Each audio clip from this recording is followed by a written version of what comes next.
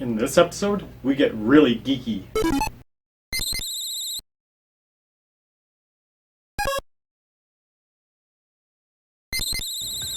Hi everyone, John here.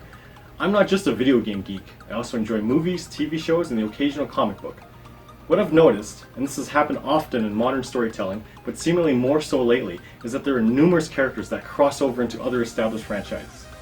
My fascination in crossovers has led me to attempt to map out how entire fictional universes are all connected to each other. There's no way I could ever reach an end to it all, so I figured I might as well do a video series on some of the more interesting connections I have found in the shared fictional multiverse. So for this first episode of the Geek Fiction Multiverse, we'll connect two of the most popular science fiction properties, Star Trek and Star Wars. For decades, fans of Star Trek and Star Wars have compared the two of them against each other.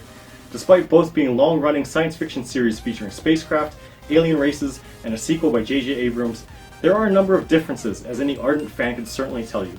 The two franchises are put against each other frequently, and heated debates as to which one is better.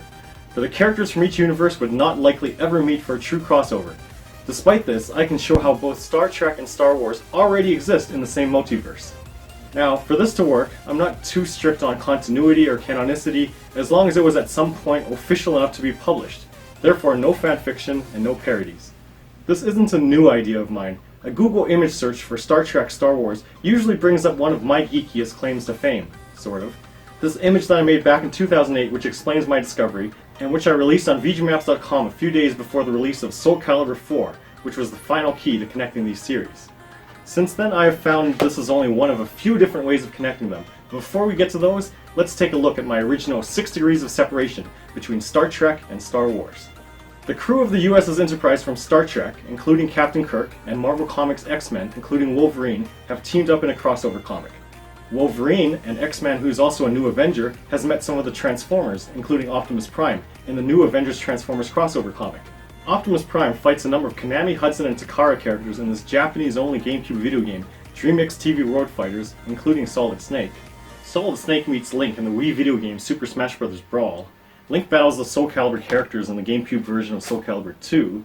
And finally, the SoulCalibur characters face off against Star Wars characters Darth Vader, as well as Yoda and Starkiller, in SoulCalibur 4 on PlayStation 3 and Xbox 360. And that's how I connected Star Trek and Star Wars. Total nerd cred. Quick aside, if you prefer the Next Generation crew, they have also crossed over with the X-Men as seen in the 1998 comic, Star Trek The Next Generation X-Men Second Contact. Now, only 2 days after I posted that, a user by the name of Asian Supermarket on the VGMaps forums cut this down to 4 degrees. It starts off again with Star Trek X-Men, as before, but from Wolverine we go to the arcade, Dreamcast, and PlayStation game Marvel vs. Capcom Clash of Superheroes, where he has met Street Fighter's Ryu. Ryu has met SoulCalibur characters Mitsurugi and Taki, and of course many other Namco and Capcom characters, in the Japanese-only PlayStation 2 game Namco Cross Capcom. And Mitsurugi and Taki have faced Star Wars characters Darth Vader and Yoda in SoulCalibur 4. Good job, Asian Supermarket!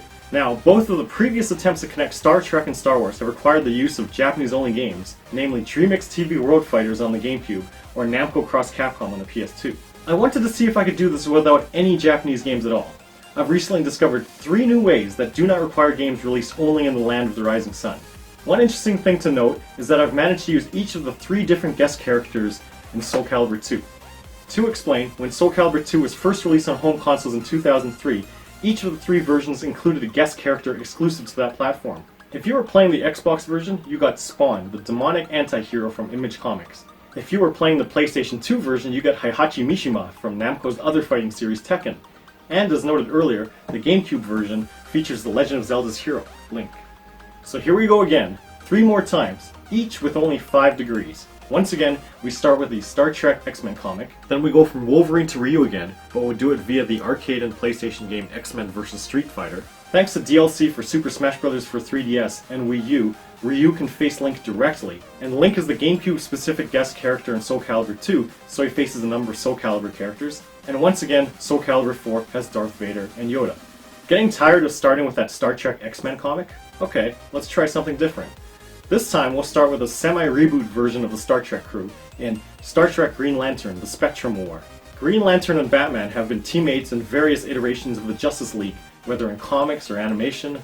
Batman has faced Spawn in the one-shot comic Spawn Batman, and Spawn is the Xbox-specific guest character in SoulCalibur 2, so he faces a number of SoulCalibur characters. And once again, SoulCalibur 4 has Darth Vader and Yoda. Want less of comic books and more of fighting games? Here's one more. Once again, we start with the Star Trek X-Men comic. Then Wolverine to Ryu again in X-Men vs. Street Fighter. Ryu faces Heihachi Mishima in Street Fighter Cross Tekken, and Heihachi is the PlayStation 2 specific guest character in SoulCalibur 2, so he faces a number of SoulCalibur characters, and once again, SoulCalibur 4 has Darth Vader and Yoda. Now we're not quite done yet. On that last one, we may be able to shave a step, bringing it down to 4 degrees. Both of Namco's fighting game series, SoulCalibur and Tekken, feature a character named Yoshimitsu. Whether that counts as the same person depends on how rigid your definition of a character is. You see, like Sub-Zero, Zoro, Link, and apparently Donkey Kong, the name Yoshimitsu is transitional, passed on from one person, or ape, to a worthy successor, descendant, relative, or otherwise. So we have Yoshimitsu of SoulCalibur, a series that takes place in the 16th century, and by SoulCalibur 5, a younger Yoshimitsu has taken over the name, and is therefore implied that this succession continues into the modern setting of the Tekken series. Yoshimitsu apparently appears in the European PlayStation game Anna Kournikovas Smash Court Tennis, but that's another thing altogether. So anyway, if we go by that Yoshimitsu is the same character between SoulCalibur and Tekken, or that we simply wish to connect worlds, with characters only being reference points, then by revising that last path, we now have 4 steps, just like Asian Supermarket's path, but now we can do it without any Japanese games. First, the Star Trek X-Men comic, X-Men vs. Street Fighter once again, to connect Wolverine to Ryu. Ryu faces Yoshimitsu in Street Fighter Cross Tekken, and Yoshimitsu faces Darth Vader and Yoda in SoulCalibur 4. At the moment, that's probably the closest path between Star Trek and Star Wars. But if we allow LEGO versions of characters, then the quickest is this 2-step path, which doesn't require any SoulCalibur at all. Star Trek Green Lantern and Spectrum War to start. Green Lantern in LEGO minifigure form is seen in the LEGO movie, along with the LEGO minifigure versions of Han Solo, Chewbacca, C-3PO, and Lando Calrissian. Okay, granted, LEGO Green Lantern did not share a scene directly with the LEGO Star Wars characters, and the Star Wars character's cameo is simply to explain how the main characters get a hold of a hyperdrive, but otherwise is barely more than a cutaway gag, like on Family Guy. Does that make it a parody? As I said, I try not to count those. Even if Batman obtaining the hyperdrive was enough to consider it important to the story, well, spoiler alert, but the LEGO movie is all in a fictional kid's imagination anyway, so fiction within fiction just might be too much of a stretch for it to count. But I still thought the LEGO movie was worth a mention, since at the moment it's the only way I can think of to connect Star Wars to anything else besides SoulCalibur. Speaking of toys, the Star Wars Transformers toy line, which includes Star Wars vehicles that transform into Star Wars characters, doesn't have a story to cross over with as far as I know. Like, it's not like Star Wars characters are actually meeting Transformers.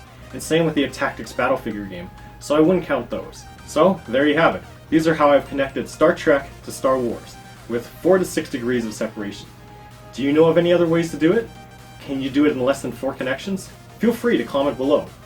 Did you like this episode? Quite geeky, I know. But do you want to see more? If so, please like, share, and subscribe. And if I do more videos about connections in the geek fiction multiverse, I can show how some of these other characters are connected. Yes, no joke, this is one big multiverse. That's enough geeking out for me today, so we'll see you later.